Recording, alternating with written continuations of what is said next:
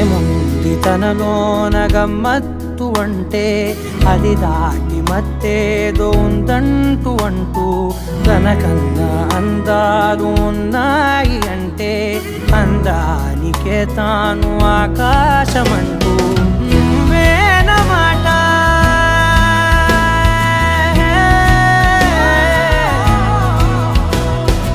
నువ్వేనమాట వినకుంటే మనసా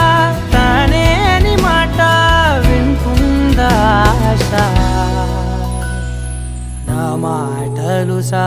నేనెవరో తెలుసా నాతోనే ఉంటావు నన్నే నడిపిస్తావు నన్నాడిపిస్తావే మనసా మనసా మనసా మనసార బతిమాల తన వలలో పడబోకే మనసా పిలిచా